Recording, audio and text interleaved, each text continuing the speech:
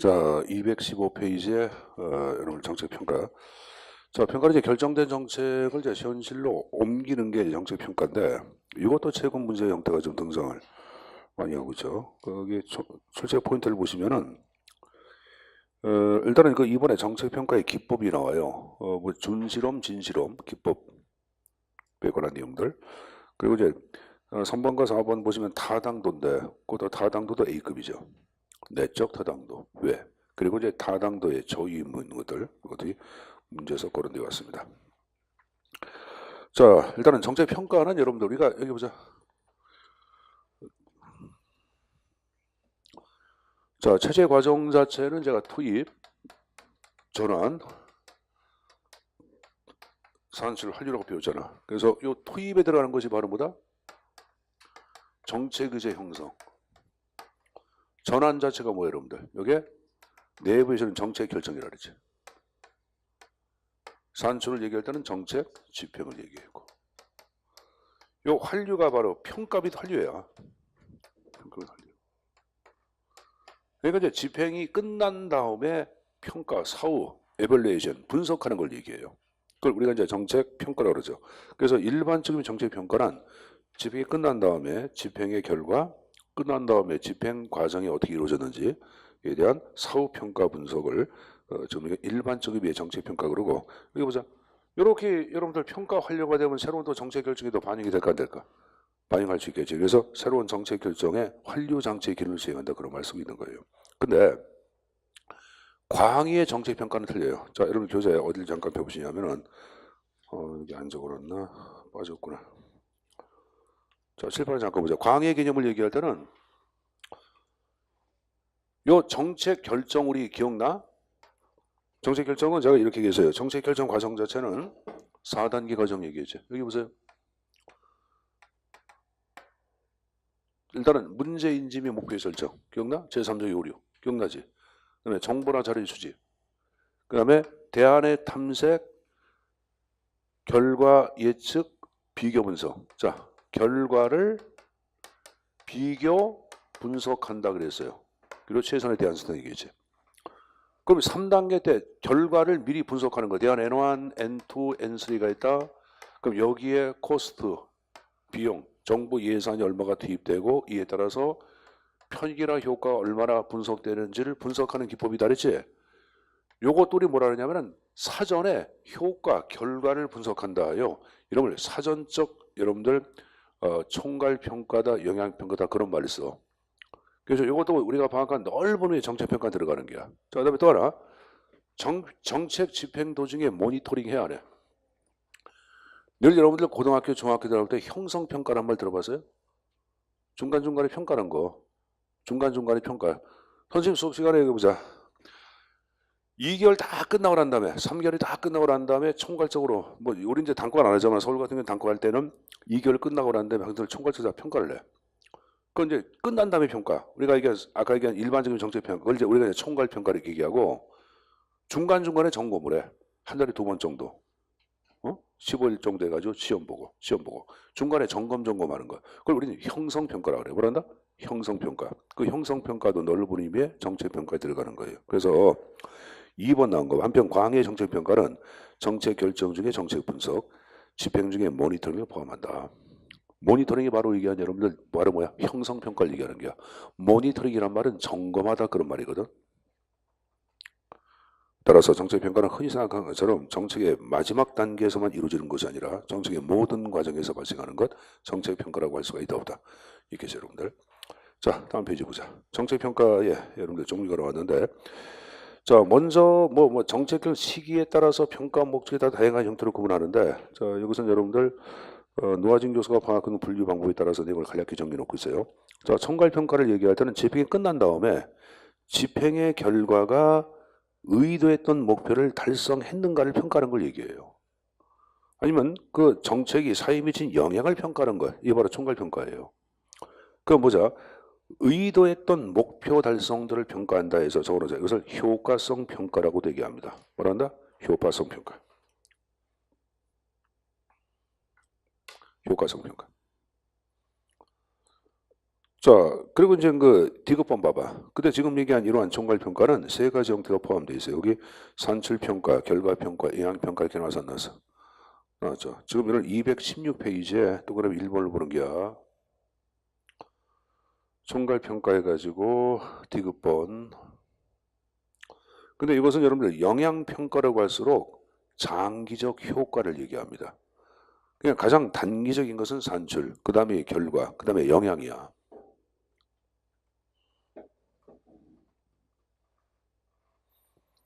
자, 현재 보세요. 현재 보세요.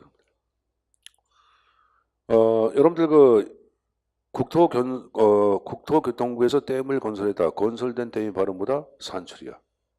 댐에서 농업용수 공급, 이게 바로 뭐다? 결과야. 그래서 한 국가의 농업의 생산량 증가, 그것은 영향을 얘기하는 거예요. 그러니까 이건 지금 얘기한 식으로 영향으로 갈수록 장기적 효과를 얘기하죠. 자, 과정평가는 두 가지가 있어요. 하나는 집행이 끝난 다음에 집행 과정을 대성한 평가, 이걸 협의의 과정평가라고 그러고, 또 하나는 집행 도중의 평가는 아까 이를 형성평가 얘기해서 했어요. 했죠. 두 가지 형태로 구분됩니다. 자, 그럼 협의의 과정평가를 얘기할 때는 집행이 끝난 다음에 평가하는 거라고 얘기해서 했어요. 했죠, 여러분들. 그래서 거기 세 번째 줄 나온 거 봐. 즉 정책 목표선 간의 인과관계의 경로를 검증 확인한다 이렇게 나왔어 안 나왔어? 나왔지. 선생님 보세요.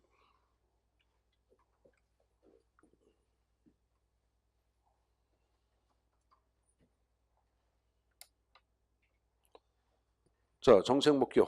농림부에서 목표가 바로 뭐냐? 쌀값 안정이야. 자, 그 다음에 이제 수단은 바로 뭐냐?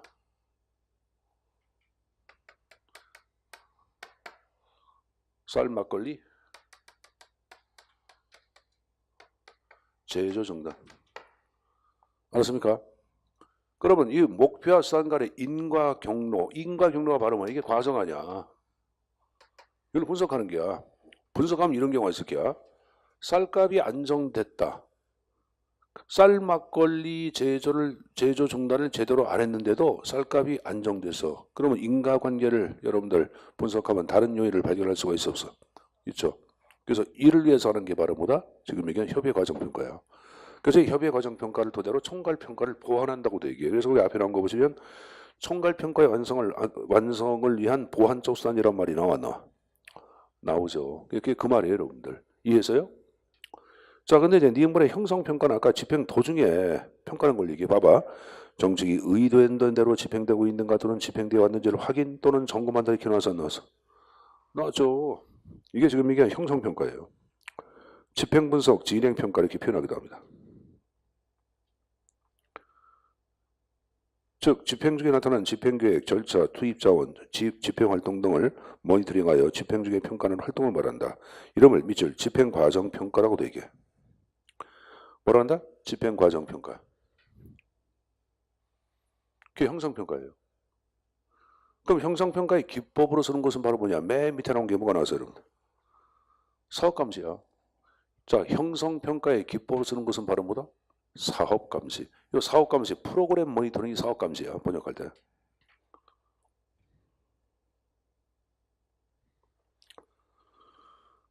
그래서 이걸 여러분들 형성평가의 개념으로 이해하면 됩니다, 여러분들. 자, 그래서 우리가 아까 이제 이 형성평가에서는 자, 오른쪽 중간 봐봐.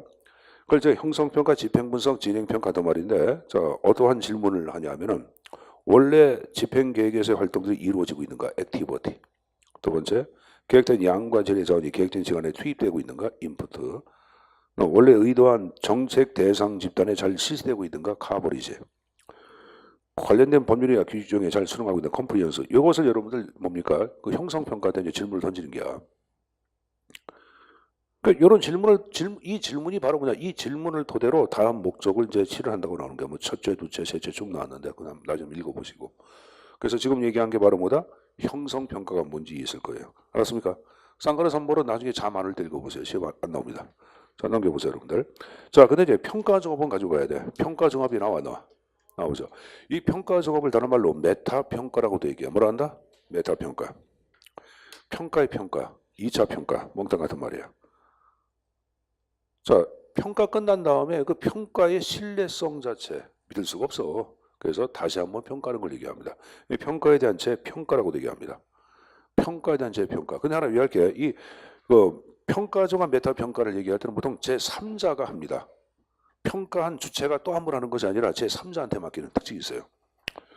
자, 그럼 현재 우리나라 같은 경우에는 이제 국무총리실에서 하고 있는 여러분들 이 재평가가 있는데 그걸 잠깐 좀 보고 가겠습니다. 자, 여러분들 어딜 잠깐 보냐면은 229페이지. 229페이지에 여러분들 정책평가의 종류의 1번에 자체평가가 나왔고, 자, 거기 동그라미 4번 나온 거 봐. 국무총리는 그 다음 나온 거 봐. 행정기관의 자체평가 결과를 확인 점검 후 평가의 객관성, 신뢰성에 문제가 있어 다시 평가할 필요가 있다고 판단된 때 위원회의 심의를 거쳐 재평가한다는 말 나왔나? 나오죠. 나오죠. 지금 얘기한 재평가, 이것이 지금 얘기한 식으로 메타평가, 평가종합이라는 말을 쓰고 있는 거예요. 그러니까 여러분들 이게 무슨 말인지 이해는 했을 거예요, 여러분들.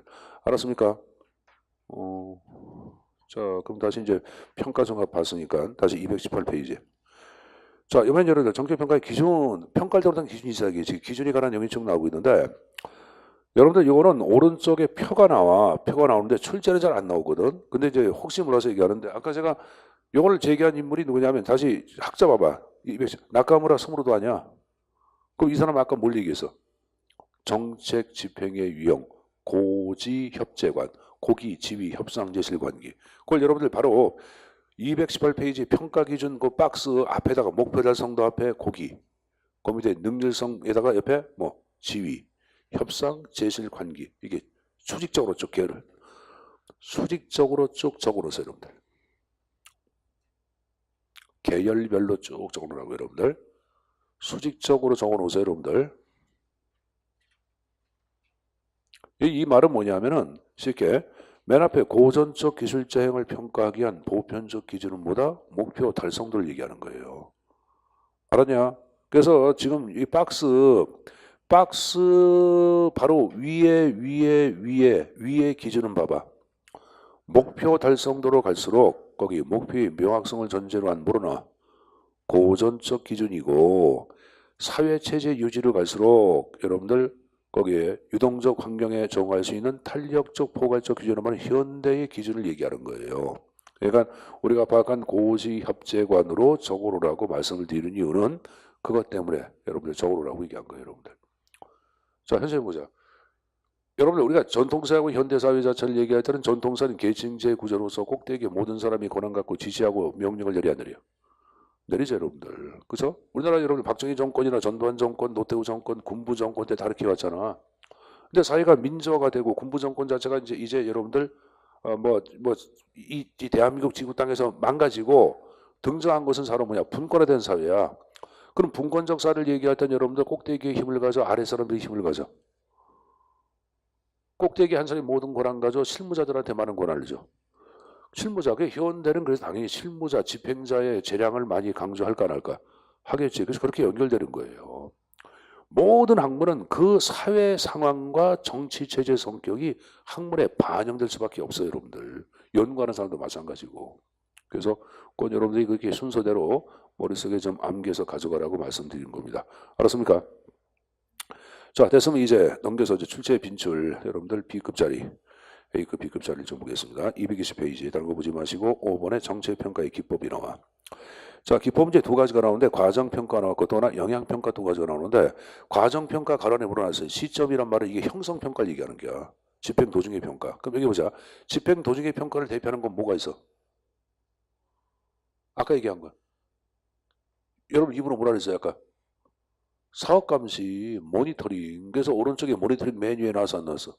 나온 거예요. 자, 그리고 이제 하나 더 평가성 사정이란 말이 나오죠. 이 평가성 사정은 본격적인 평가를 하기에 앞서 이루어지는 예비 평가야. 리허설을 얘기하는 거예요. 리허설을 얘기하는 거예요. 자, 근데 이 평가성 사정을 하는 이유는 뭐냐면은 그거나 거기 특정 정책의 본격적인 평가에 앞서 쭉 나온 거 있죠? 그래서 거기 저거나 평가의 소망성과 실현 가능성의 여부 파악. 평가의 소망성과 실현 가능성의 여부 파악. 목적은 그거야. 왜 하냐? 이 정책평가가 과연 바람직하냐? 실현 가능성이 있는지를 여러분들 알아보기 위한 예비평가. 이게 바로 평가성 사정이에요, 여러분들. 자, 굳이 얘기하면 여기 보자. 굳이 얘기하면 이것도 관련이 돼. 선생님 보자. 예비 타당성 조사 여러분들 들어봐서 안 들어봤어? 자, 지금 여러분들 우리 국토부 장관이 누구야? 김현미 장관 아니야. 그래서 이 양반 자체는 여러분들 뭐 지금 수도권 지역에다가 여러분들 새로운 신도시 건설해가지고 이제 뭐 한다르잖아. 야, 나는 진짜 장관들 대가리에 똥 뺏기 안 들은 것 같아. 수도권 지역에다 여러분들 개발한다고 강남 지역에 있는 사람이 글로 갑니까? 새로운 도시가 만들어지고 부동산 가격이 앙등이 돼 안 돼? 앙등돼요. 예를 들어서 여러분들 계양구에다가 여러분들 신도시 만들었잖아. 그러면 강남인 애들이 계양구에 와? 그럼 계양구 땅값 올라가 안 올라가? 올라가죠. 계양구에 서울 들어가는 진입 자체가 포화가 돼 안 돼? 가뜩이나 여러분들 들어가는 진입 자체가 포화가 있는데 교통 문제는 전혀 고려 안 돼 있어요. 과천 알죠? 과천서 서울 들어가는 사당동 남태령곡에 올라가는 그 길이 항상 길이 막혀 있어. 거기 과천 신도시 개발해봐. 도로도 없어요, 여러분들. 아무것도 없어요. 그러니까 어떤 정책 자체를 만들 때는 사전에 좀 타당성 조사를 좀 해보고 이것이 과연 경제적으로 효과가 있는지 또 교통 문제에 어떠한 영향을 미치는지 그걸 정확하게 분석을 해야 되는데 그 예비 타당성을 어떻게 했는지 모르겠지만 이 예비 타당성 조사가 이거예요, 여러분들. 이거랑 비슷한 거예요. 이거랑 비슷한 거. 아, 근데 그거랑 약간 다른 거구나. 아, 이건 그거 아니구나. 이거는 평가에 대한 실현 가능성, 평가의 성공성. 이 정책 평가가 과연 바람직한 건가? 경우에 따라 이게 있잖아. 행정적 이전 정책 자체를 예를 들어 박근혜 정부에서 예를 들어서 문재인 정부 때 평가한다 그러면 긍정적으로 평가해, 부정적으로 평가해. 자, 그럼 4대강 정비 사업 자체를 이명박이 정권에다가 맡겨서 정권 말기에 그럼 긍정으로 평가해, 부정으로 평가해? 응? 긍정적으로 평가하겠지 이명박이는. 그러면 과연 이 평가가 그럼 바람직한 게 바람직하지 않은 거예요? 바람직한 정책 의도가 부된 거 아니야? 그럼 소망성 없는 거 아니야? 그래 안 그래요? 그렇죠. 그리고 정책 평가 자체를 얘기할 때 외국인 전문가를 불러서 평가한다 그러는데 전문가가 뒤졌어. 그럼 여러분들 그건 실현 가능성이 있어 없어? 없죠. 그런 걸 사전에 알아보기 위한 리허설 이게 바로 평가성 사정이라고 말씀드린 거예요. 그 말이 무슨 말인지 알았습니까? 자, 봤으면 이제 오른쪽에 영향평가의 기법을 보겠습니다. 영향평가. 이 총괄평가의 기법을 얘기하는 거예요. 그래서 이제 이 형태는 이제 크게 두 가지 형태로 보통 나눠서 얘기하는데 실험 집단과 그 실험 기법이 있고 비실험 기법으로 나눠 안 나눠? 나누는데 먼저 실험 기법과 비실험 기법의 차이점을 얘기할 때는 한 장을 넘겨보세요. 222. 그 3번에 비실험이란 말 나왔잖아. 그럼 비실험은 뭐냐 앞에? 아예 뭐를 구성하지 못했다? 통제 집단 구성하지 못했다. 자, 여러분들 다시 220페이지. 220페이지. 자, 첨삭지대 실험의 구성 요소에서 실험 대상이 나와 안 나와? 자, 실험 대상은 실험의 대상이 되는 집단을 의미하며 이를 뭐라 한다? 모집단. 한국 아동들의 건강과 여러분들 우유급식에 관한 것을 연구하려 그래? 한국 아동이 모집단이야. 쉽게. 그럼 모집단에서 샘플을 뽑아서 실험에 처리를 받는 집단이 둘이 있는데 직접 받는 집단을 실험 집단이라고 얘기하는 거야. 우유급식이 좀 적용되는 집단. 그럼 이 집단 자체의 건강 상태가 어떻게 변화되는지를 파악하기 위해서는 비교되는 집단이 있어야 돼. 그 비교되는 집단을 통제라고 얘기해. 그러니까 예를 들어 인천 초등학교 1학년 1반을 실험 집단으로 선정했다. 1년 동안 우유죠. 통제는 1학년 2반 우유 안 줘. 이게 통제야. 그럼 이제 근데 한 장을 넘겨봐봐. 비실험 설계를 얘기할 때는 통제 집단을 구성한다 안 한다? 아예 구성하지 않고 하는 걸 얘기해요. 그럼 뭐냐? 이 말은 실험 대상이 모두 실험 집단에 들어가는 게 안 들어가는 거야. 들어가는 거예요. 전국을 대상으로 아동들 대상으로 여러분들 뭡니까? 우유급식을 실시했다. 그럼 전국의 아동들이 뭐가 되는 거야? 실험 집단이 되는 거야. 통제는 없겠지. 그걸 비실험 설계라고 얘기하는 거예요. 그럼 비실험 설계가 뭔지 알았습니까? 이해했어요? 이해했죠? 자, 이한 거로 간주하고 다시 앞에 이제 자, 선생님 보자. 이 수업할 때 여러분들 수업의 기법 가운데 발문법이라는 게 있어. 발문법은 여러분들 질문을 던지고 자꾸만 여러분들 끌어들이는 걸 얘기해요. 그거 왜 하는지 알아요? 수업의 흥미의 제고야. 흥미. 근데 어떠한 수업의 기법 가운데 가장 수업 기법 가운데 흥미 제고를 해서 가장 여러분들 이 좋은 것이 발문법이야. 질문을 던지고 응답. 근데 여러분들은 지금 질문을 던지면 가만히 있어요. 발문법이 안 통하는 대상이야. 그래서 여러분들은 학습자가 아닌 것 같아. 그냥 도 닦는 사람 같아. 아미타파. 절간에 가서 여러분들 좀 앉아있으면 딱 맞을 사람들인데 괜히 인천 행정고시학원에서 여러분들 돈을 닦는 느낌이 들어요. 여러분들 그러지 마세요. 나는 여러분들 절간의 주지가 아닙니다. 자, 내가 좀 전에 뭘 얘기다가 말았지? 어? 자, 그래서 이제 일단은 그래서 여러분들이 비실험 설계가 뭔지 이해한 거를 가져오겠습니다. 그럼 다시 앞쪽으로 가가지고 실험 설계를 이제 대표하는 게 두 가지가 있어요. 진실험이 있고 준실험이 있는데, 그럼 실험 설계는 통제 집단을 설정해서 하는 걸 얘기하죠. 자, 근데 이제 먼저 이제 진실험 자체를 얘기할 때는 어떻게 실험 대상을 뽑냐 하면은 무작위로 두 집단을 선정하는 게야. 무작위란 말은 조사자의 주관적 의지가 반영이 된다, 반영되지 않는다, 반영되지 않는다. 확률법, 추첨, 뭐가 있어요? 추첨시키법, 제비뽑기, 몽땅이 들어가는 거죠. 그래서 두 집단 자체에 자, 선생님 보자. 무작위로 배정할 경우에는 저기 보자. 무작위로 여러분 청팀, 헌팀을 나눠서 그럼 물어볼게요. 청팀, 헌팀을 나누면 확률적으로 두 집단은 어느 정도 동일성을 확보가 돼야 한다. 무작위로 뽑아서 한 팀, 청팀, 헌팀 이렇게 반반 나눠서 그러면 확률로 따질 때는 어느 정도 동일성이 확보가 돼야 한다. 쉽게. 100% 동일성 확보, 100%는 아니지 어느 정도 동일성 확보가 돼야 한다. 되겠죠, 여러분들. 그러니까 100명 가운데 50명 나눈다고 생각해보자. 무작위로. 그럼 여러분들 무작위로 하면 50명 어느 정도 성적의 여러분들 분포들을 따지면 거의 비슷한 집단이 돼. 각각 이렇게 나눠진다고. 공부 잘하는 애, 못하는 애, 이런 식으로 보통 배정이 돼. 100%는 아니지만은. 그래, 안 그래요? 그래서 이 무작위로 하는 방법은 왜 하냐? 동질성 확보를 위해서 무작위로 하는 거예요. 우리 뭐하세요? 동질성 확보를 혈화산 나서. 나죠, 여러분들. 그럼 여러분들 지인이 뭔지 알았을 거예요. 근데 이제 한 장을 넘겨보시면 준실험이 나와. 준실험 뭐로 나와요? 동질성을 확보해도 확보하지 않았다?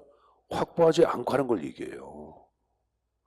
이 동질성을 확보하지 않고 하는 것을 유사실험 그러는데 거기 예증 보시면은 강남 초딩하고 낙도 초딩 나와서 안 나왔어. 동질성이 확보가 돼서 안 돼서? 안 됐죠. 이것을 이제 준실험이라고 얘기하는 거예요. 자, 그럼 현재 보자. 잘 들어보세요. 별거 아니에요. 동질성을 확보했다는 것은 실험 변수, 우유급식 외에 다른 변수의 개입을 어느 정도 차단한 게 안 한 게야. 한 거지. 그럼 어느 게 바람직할까? 진이 바람직해? 준이 바람직해?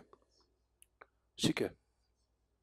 진이 바람직하겠죠. 근데 완벽한 동질성은 가능해, 불가능해? 불가능하죠. 그래서 현실적으로 실현 가능성이 좀 떨어지는 것도 진실험이야. 반면에 준실험은 뭐랄까 바람직하진 않으나 실현 가능성이나 현실성은 높다고 봐야 되겠지. 거꾸로 보면 되겠죠, 여러분들. 이해했습니까?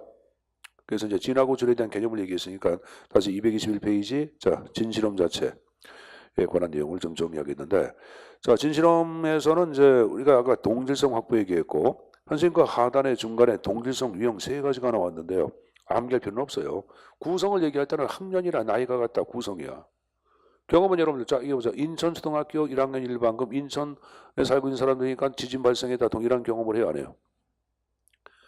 경험하잖아요, 여러분들. 인천초등학교 나오신 분들. 인천에 인천초등학교 있을 거 아니야. 인천초등학교 없습니까?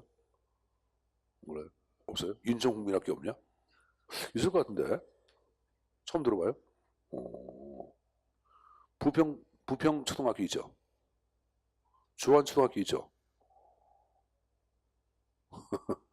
있을 거야. 그래. 연수초등학교 있잖아. 아이 그만두자. 이거 해가래. 자 해가래. 해서 보자. 자 송도에 산다. 그럼 동일한 경험을 해야 하네. 경험의 동질성. 알았습니까? 성향은 여러분들 기질을 얘기하는 거예요. 인천분들 기질 좀 유사하지 않아? 옆 사람 봐봐. 옆 사람과 똑같은 기질을 갖고 있어요, 여러분들. 자 성향의 동질성. 됐습니까? 자, 그러나 이러한 진실험도 문제점이 있어요. 자, A번에 모방 효과란 말이 나왔죠. 이 모방 효과를 다른 말로 확산 효과라고도 얘기하는데, 자, 선생님 보자. 이 두 명이 짝이야. 이 짝. 근데 실험 집단 통제야. 우유를 먹어. 우유 안 먹어. 그럼 초등학교 1학년들은 우유를 좋아하겠지. 왜? 엄마가 우유 아니야. 엄마가 소 아니야. 분유 먹고 컸잖아. 그럼 여러분들 여기 보자. 그러면 이쪽에 있는 친구가 여러분들 우유를 먹으니까 얘도 우유 먹고 싶어 먹고 싶어. 그럼 집에 가서 엄마한테 땡깡 배워. 엄마 나 저 우유 사줘. 그러면 엄마가 딸내미 불쌍하니까 아침에 등굣길에 앙팡이유 2개 사서 보내 안 보내. 이게 모방 효과야. 알았어요? 정책 능의 이전은 실험 집단이 먹을 우유를 지가 안 먹고 짝한테 주는 걸 얘기해. 그걸 정책 능의 이전. 자, 호든 효과는 우리 배워서 안 배웠어? 실험 집단을 장악하고 평상시엔 다른 행동을 보인다. 이런 것들이 바로 우리가 파악한 진실함의 제윤이야. 이런 것 때문에. 알았어? 근데 이 개념들 좀 이해돼야 한다. 그 다음 페이지 보자. 뭐 실행 가능성 비자연변이 이거 보지 마시고, 자, 준실험 나온 거 보자. 준실험 자체는 아까 얘기했고, 거기 이제 세 번째 줄 끝에 진에 비해 바람직하지 않으며 실현 가능성은 높다 안 높다? 높다란 말이 나오고 있어요. 타당도는 좀 이따가 얘기하지 합니다. 그래서 뭐 고정구 정리가 됐으면은 자 바로 이제 오른쪽에 평가의 타당성을 좀 보겠습니다. 자 이거 출제 민출 A급짜리인데 중요하다고 얘기하는 게야. 자 평가의 타당성 자체는 말 그대로 정책의 효과를 얼마나 진실에 가깝게 추정하는가. 말이 좀 어렵죠? 얼마나 정확하게 평가했냐. 얼마나 정확하게 분석했냐. 그럼 평가의 타당성이 구현된 게 안 된 게. 구현된 거예요 여러분들. 통계 처리 잘못하면 평가 결과가 잘못된 경우도 있어 없어? 있겠지. 그래 안 그래요? 그러니까 이런 것들이 바로 지금 평가의 타당성인데 타당성을 대표하는 것들이 네 가지가 나와. 내외 구성 통계적 결론의 타당도. 통계 처리를 올바르게 해서 타당도가 올라갔다 그러면 뭐가 구현된 게야? 통계적 결론의 타당도 구현 이렇게 얘기하는 게야. 알았어요? 자 그럼 내적 타당도 나온 거 보자. 자 거기 개념을 잘 보자. 특정 상황에서 정책이 집행된 결과 변수. 이 결과 변수를 일명 정책 효과라 그래. 결과 변수의 변화가 정책 효과야. 그럼 이 변화 효과가 그 정책 때문에 발생했고 그걸 정확하게 평가했어. 그럼 뭐가 구현된 거야? 내적 당도가 구현 거야. 아동들 자체가 몸무게가 10kg 나왔다 우유급식. 그럼 우유급식에 의해서만 10kg가 늘어났고 그걸 정확하게 측정해서 그럼 뭐가 구현된 거야? 내가 구현된 거예요. 이해했어요? 별거 아닌데. 자, 여러분 대상 선생님 보자. 행정학 시험화 강의를 2개월 동안 실시했어. 시험 보니까 점수가 여러분들 20점이 올라갔어. 그럼 20점을 뭐냐? 정책 효과라는 거야. 그럼 20점이 오로지 행정학 시험화 강의에서만 20점이 올라갔고 그걸 정확하게 여러분들 평가했다. 그럼 뭐가 구현된 거야? 내적 타당도의 구현. 이해했죠? 또 한번 얘기해? 표정들이 돌을 닦는 표정을 짓고 있으니까 나는 이건 도저히 알 수가 없어요, 여러분들. 자, 여기 보세요. 아유, 답답해. 이 강의가 갖고 있는 가장 큰 문제점이 뭐냐면은 수험생들의 흥미의 상실하고 어디까지 이해하고 있는지를 알 수가 없어요. 이게 강의의 문제점이지. 안 그래요? 여러분 표정 보면 내가 이해할 수가 없어. 내가 여러분들 특도한 사람도 아니고 여러분들 누구라고 궁예? 예, 관심법 해가지고 다 들어봐가지고 얼마나 얼마인지 알지도 못하니고 그러니까 아이고 답답한데. 자, 하여간에 지금 내에 대한 개념을 좀 이해한 거로 간주하겠습니다. 먼저 개념을 먼저 보겠습니다. 한 장을 넘겨보세요. 외적 타당도를 얘기했던 225페이지. 이건 일반화의 가능성을 얘기해요. 자, 무슨 말이냐면은 여러분들에서 제가 2개월 동안 행정학 심화 강의해가지고 성적이 여러분들 아까 얘기한 식으로 20점이 올라갔어. 그래서 지역을 바꿔서 서울 노량진 가서 해도 20점 올라갔고 수원 가서 20점, 저쪽에 대구 가서 또 창원 가서 부산 가서 마산 가서 또 어디 있어요 여러분들? 목포, 광주, 강릉 가서 해도 성적이 20이 올라갔다. 그러면 일반화가 된 게 안 된 게야? 된 거지. 이걸 외적 타당도, 그걸 정확히 측정했다. 그러면 외적 타당도의 구현이라는 말을 쓰는 거예요. 그래서 외적 타당도는 자 키워드가 뭐냐면은 맨 앞에 특정사의 내적 타당도를 확보한 정책평가 다른 동그라미 그리고 일반화의 가능성 꾸미대절 동그라미 두 가지가 키워드야. 그러니까 다른 상황에서 일반화의 가능성, 이게 지금 이건 외적 타당도라고 얘기하는 거예요, 여러분들. 됐죠? 자, 한 장을 넘겨보세요, 여러분들. 자, 그다음에 구성 타당도란 말이 나왔나? 자, 구성 타당도 자체가 나온 거 보자. 뭐로 나왔어요, 여러분들? 처리, 결과, 모집단, 상황, 평가 요소 등에 대한 이론적 구성 요소들이 성공적으로 조작화된 정도. 이렇게 나왔어, 안 나왔어? 나왔죠. 조작화 키워드야, 조작화.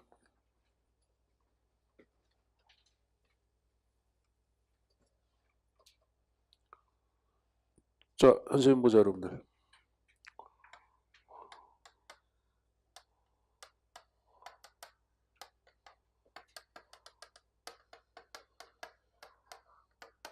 어? 그치. 안 보이라고 쓰는 거예요, 지금.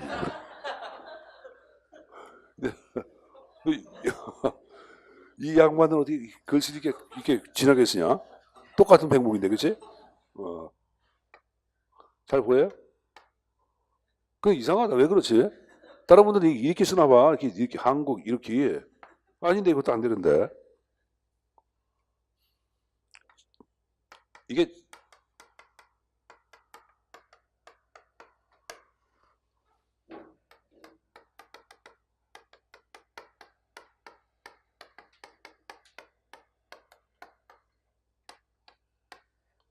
자, 여기 보자. 한국 여대생의 여러분들 비만과 과세에 관한 실증적 연구를 적어놨어. 자, 그럼 처리는 뭐냐?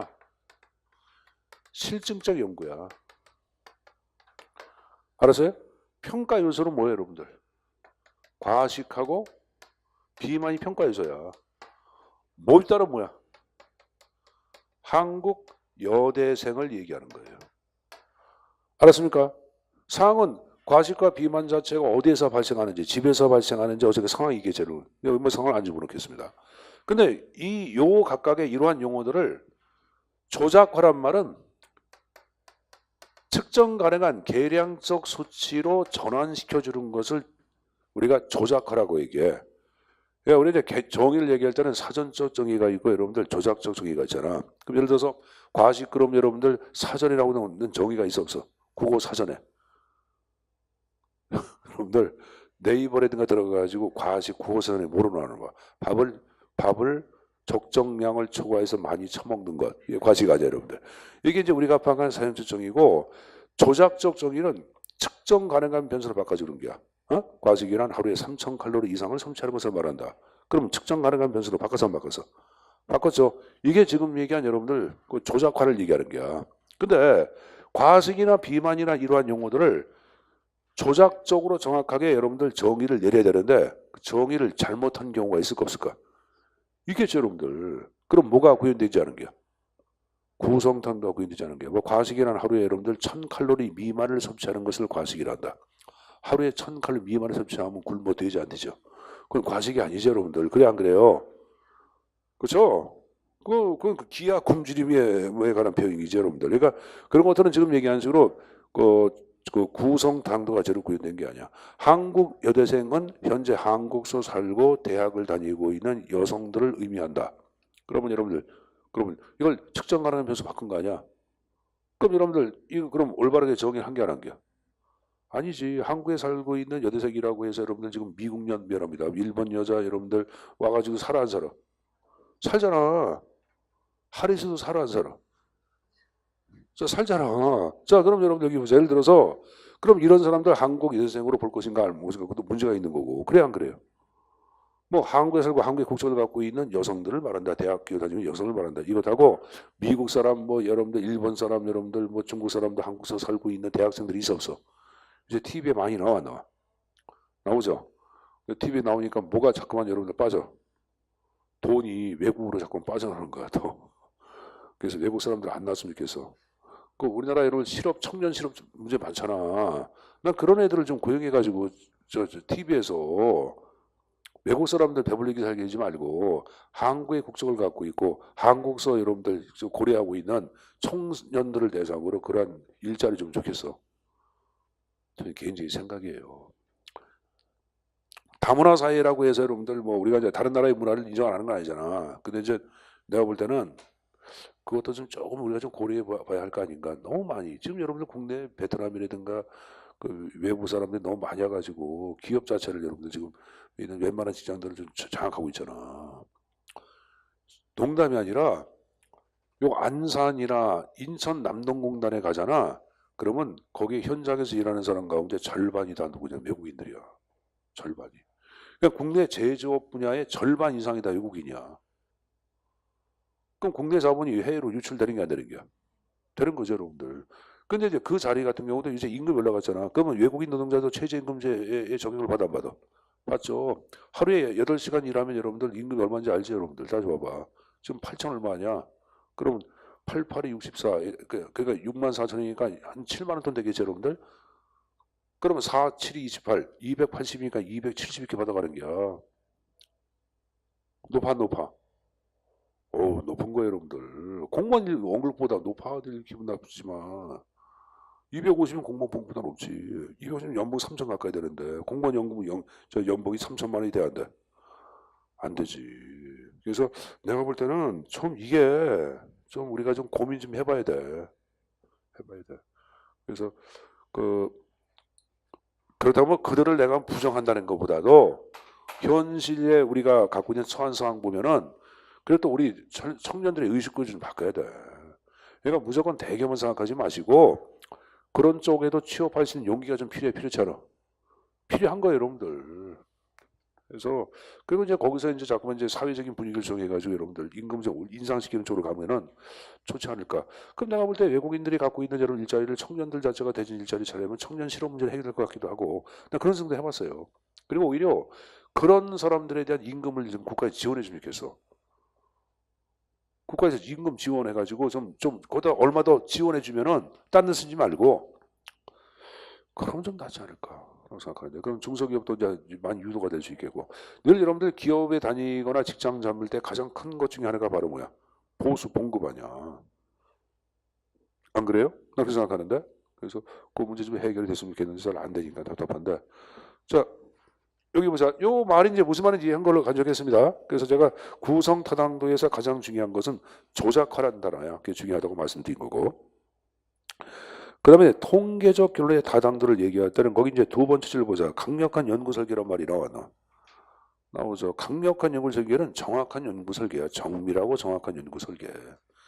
그러니까 연구 설계가 여러분들 좀 잘못됐으면 통계 출현 결론도 잘못돼 안 돼. 통계 출현 결론도 잘못되겠지. 당연한 거 아닙니까? 여기 보자. 한국 요거 연구하려고 그래. 그래서 어떻게 했냐면은 2019년 3월 1일부터 3월 31일까지 용인 에버랜드를 방문한 한국 여대생을 대상으로 설문조사를 실시한다. 이를 위하여 조사원 대학생 30명을 선발한다.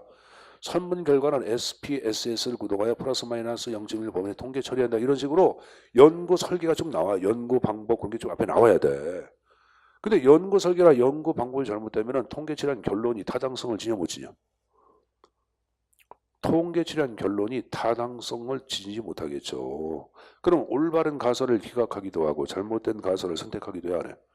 그럼 우리 지난번에 올바른 가설을 기각하는 걸 뭐라 했어요? 제1종. 잘못된 가설 선택. 제2종. 그래서 나온 게 통계 결론 타당도는 밑에서 네 번째 줄 중간에 결론에 우리는 제1종과 제2종의 있다 없다. 있다고 보고 있는 거예요, 여러분들. 알았습니까?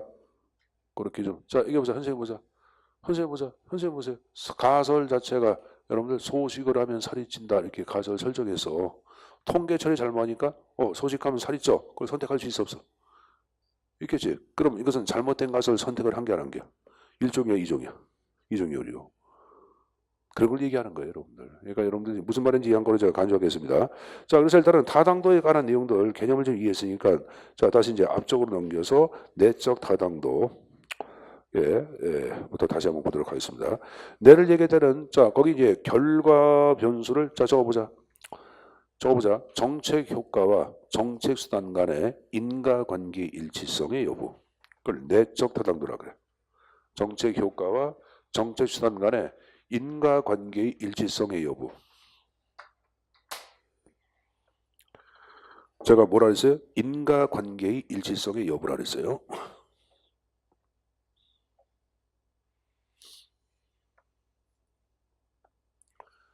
인과관계의 일치성의 여부.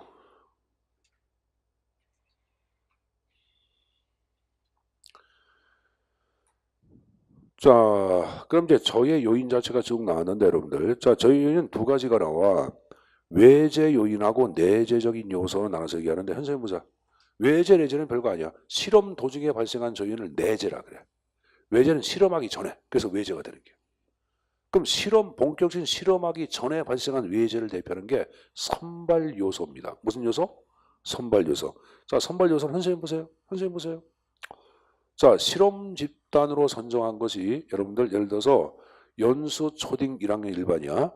통제는 강원도 인제 여러분들 양구에 가면 초화가 있어. 초화 초등학교 1학년 1반을 통제.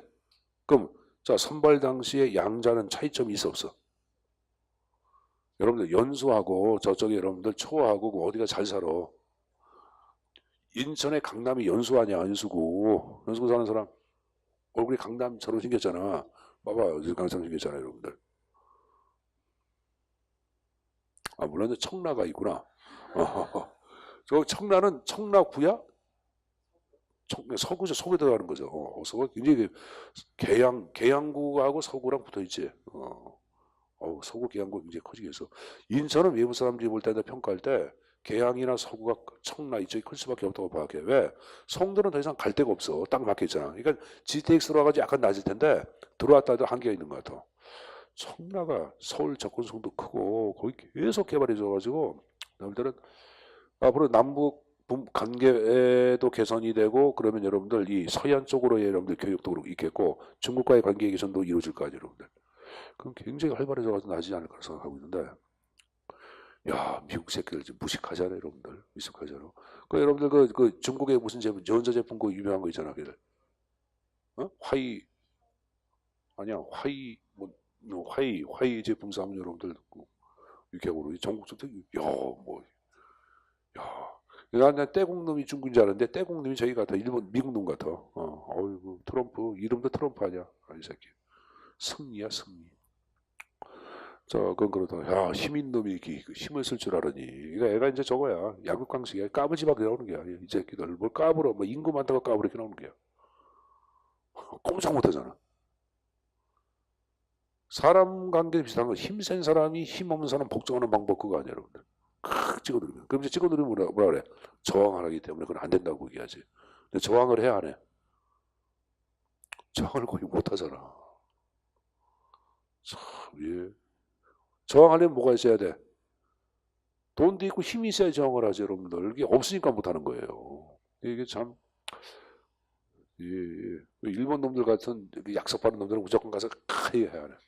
대한민국 사람 이거 해 못해. 대한민국 사람 이거 잘 못하잖아.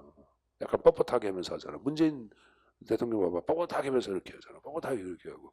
이렇게 하면 이렇게 하고 딱 이렇게 하고. 만약에 여러분들 한국하고 북한 자체가 통일이 되고 일본하고 한국하고 중국이 열악관계를 형성해서 대항한다면 어떨까? 미국에. 뭐 조족지열이겠지 뭐. 그치 여러분들? 일본하고 한국 해봤자 얼마가 돼 인구? 한 1억 5천? 그치? 예.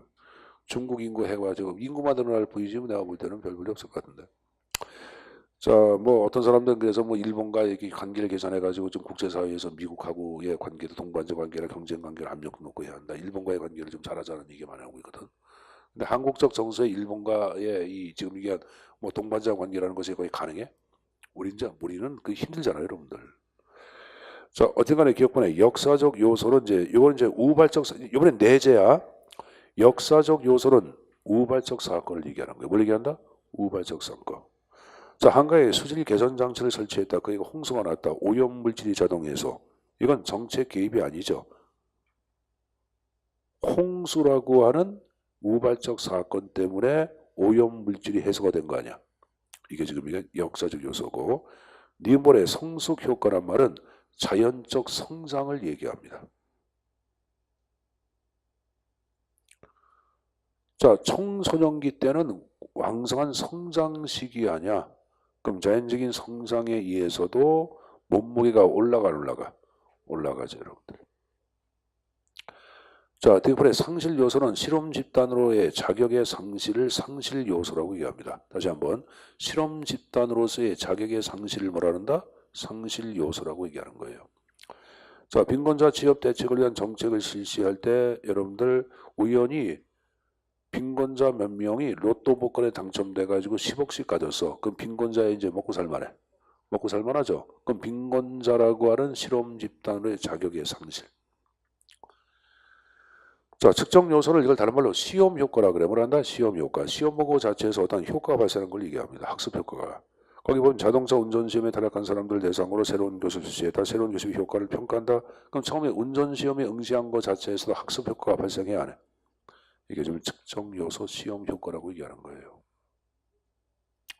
알았죠? 그 무슨 말인지 이해한 걸 간주하겠습니다. 여러분들 그래서 2월 20일 날 그 국가직 원수 접수할 때는 공부를 하지 않은 사람도 무조건 원수 접수하라고 얘기하는 게야. 시험 본 거하고 시험 보지 않은 것하고 천지 차이야. 한번 보세요. 여러분들 지금 뭐 여러분들은 국가직보다는 지방직 대비를 많이 할 거예요. 많이 할 텐데 국가직도 한번 열심히 한번 봐봐. 사람 운지 하는 진짜 사람 운은 몰라. 사람 운은 어떻게 될지 모르는 거예요. 진짜 운은 모르는 거예요. 그러니까 뭐 혹시 아니야 그날따라 여러분들 배운 것만 나올지 찍은 게 다 맞을지 그거 모르는 거 아니에요, 여러분들. 그러니까 여러분들 아마 이제 그 운도 많이 좌우를 하거든, 현장 가면은. 어쨌든 간에 자, 시험 효과 좀 알아두고 다음 페이지. 자, 미인번에 회귀 인공 요소가 나왔는데 이건 극단적인 측정치를 가진 사람이 본래의 모습으로 돌아간다. 그래서 회귀 인공 요소라고 얘기하는 거예요. 자, 워낙은 토익 강사해가지고 토익 시험 990점 만점 나왔던 사람이 기억 상실증이 돼가지고 여러분들 뭐 어디 저 이상한 데에서 여러분들 뭐 시골에서 발견됐어. 그래서 근데 시골에 있는 한 여러분들 그 여자가 이 남자가 너무 마음에 들어가지고 데리고 키워가지고 결혼을 했어. 그리고 이제 미국으로 여러분들 이민 갈라 그래. 그럼 토익 공부 해야 돼, 해야 돼. 그 남편 토익 공부 시켰는데 시험 보기 전에는 토익 시험 공부를 해보니까 200점 나온 애가 시험 봤는데 990이 나왔어. 그러면 토익 공부는 놀랄 학습 효과를 가져오죠. 근데 그것이 아니라 시험 보기 바로 직전 원 상태로 기억이 들어왔어. 회귀 인공 요소.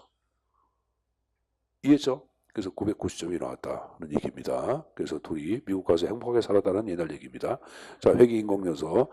자, 두 번째 측정 도구를 얘기할 때는 측정 방법이 시간적으로 달라지는 경우를 얘기합니다. 그러니까 철강 제품의 생산량을 측정할 때 처음에 무게로 했다가 나중에는 개수로 하는 거예요. 들어가는 거고. 자, 거기 이제 선발과 성숙의 상호작용은 아까 여러분 여기 보자. 선발 당시의 차이점은 성숙 효과에도 차이점을 가져간 거죠. 예를 들어서 여러분들 자 아까 얘기한 인천 그 연수 초딩하고 초와 초딩은 자연적인 성장도 틀려 안 틀려? 어디가 자연적인 성장이 유리해? 인천이야 초와야. 왜? 매일 옥수수 먹고 강냉이 먹어가지고 이러면 옥수수 강냉이 감자청 먹으면 성장이 잘 안 되지. 여러분들 연수가 잘 먹잖아요. 여러분들 회도 먹고 고기도 먹고 다 먹어 안 먹어? 다 먹잖아. 경복궁 가서 고기도 먹어 안 먹어? 먹고 바로 옆에 가서 회도 또 먹어 안 먹어? 먹잖아 여러분들. 그리고 여러분들 좋아하는 닭도 먹으러 가고 그러잖아. 자, 다 먹을 수가 있잖아요 여러분들.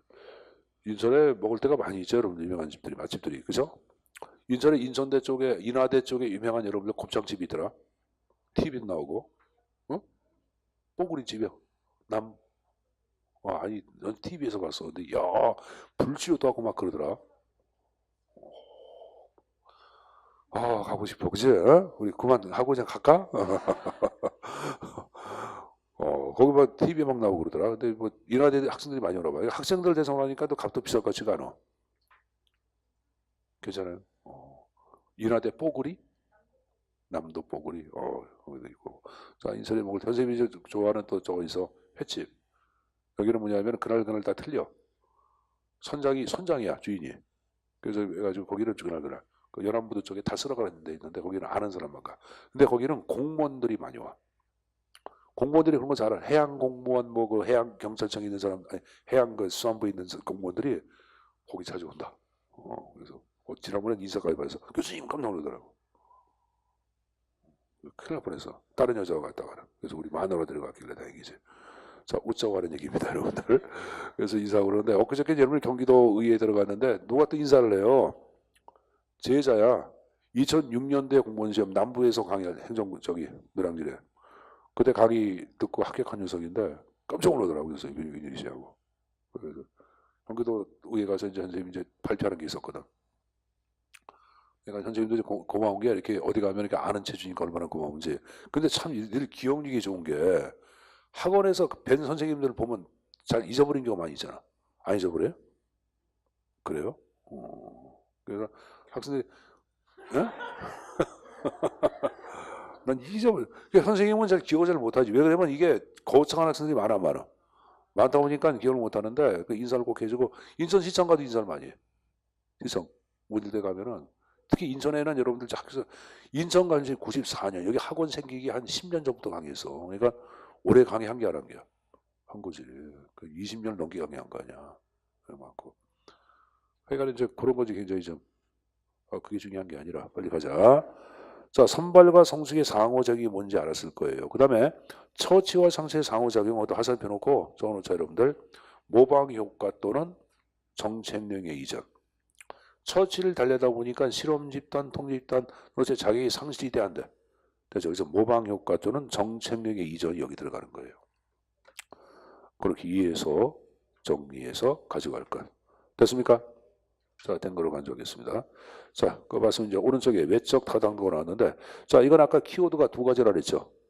다른 또 하나, 일반화. 자, 저의 위인 나왔는데, 자, 기억분의 호돈 효과 배워서 안 배웠어? 배웠죠. 자, 니번의 표본의 대표성 부족이란 말은 한국 여대생의 의식구조 연구를 하는데 표본으로 뽑힌 게 이화여자 대학교 여러분들 무용학과 1학년 학생들이 표본. 그럼 이화여대 무용학과 1학년 여대생은 한국 여대생을 대표한다고 볼 수는 없잖아. 표본의 대표성 부족. 됐습니까? 자, 근데 이제 기억과 니은은 앞에다 묶어놓고 준실험의 미안합니다. 진실험의 조인이야. 그러니까 진실험에 있어서 외적 타당도의 저의 요인이 기억하고 니은이야. 자, 근데 이제 디귿번에 크리밍 효과라는 게 나와. 이 크리밍 효과 자체를 얘기할 때는 자, 준실험의 저인, 진이 아니라 준실험. 자, 일단은 크리밍이란 말은 뭐냐면은 준실험에 적어라. 크리밍이란 말은 위에 떠 있는 좋은 막을 얘기해. 좋은 분말을 퍼간다 그런 말이야. 그러니까 여기 보자. 진실험에서 실험과 통제가 있잖아. 근데 실험 집단 자체를 좋은 대상을 실험 집단으로 선정해서 통제하고 비교하는 거야. 예를 들어서 여러분들, 자, 인천고등학교 수학 선생님은 새로운 교수 기법을 개발했어. 수업 방법을. 그래서 어떡하냐 여러분들, 관내에 있는 장학사들 수학 선생님을 모셔놓고 연구 수업을 해. 근데 인고는 1학년 1반부터 1학년 15반까지 있는데 예를 들어서 얘기하는 게야. 1학년 1반은 특수반이야. 정교에서 30등까지 1등에서부터 30등까지를 반으로 만든 게야. 그럼 걔들은 애들 자원이 좋아 안 좋아? 좋겠죠 여러분들. 그들을 대상으로 수업하는 거야. 새로운 교수 방법 갖고 시험 봐서 100점 만점에 95점이 나왔어. 근데 다른 바보는 평준화반이야. 다른 반들은 2반 자체를 통제로 선정했어. 시험 봐서 100점 만점에 60 나왔어. 그럼 이쪽에 A반 자체가 점수가 높게 나온 거 아니야? 그럼 새로운 교수 기법은 놀라운 학습 효과를 가져왔냐? 그건 아니지. 왜? 아까 좋은 결과를 예견되는 1학년 1반을 뭐로 선정한 거야? 실험 집단으로. 그걸 그러면 지금 이게 일반화한다는 것은 문제가 있어 없어? 있죠. 그래서 이 크리밍 효과를 얘기할 때는 지금 얘기한 식으로 준실험에 있어서 외적 타당도의 조인이 들어가는 거예요. 거기 밑줄 친 거 한번 좀 읽어보세요. 다시 한번. 이해했습니까? 자, 이해한 거로 간주하겠습니다. 그만 보시면 됩니다. 자, 기타 내용들은 뭐 논점이 없으니까 좀 보시고 좀 쉬었다가 또 계속 진행토록 하겠습니다. 좀 쉬었다 합시다.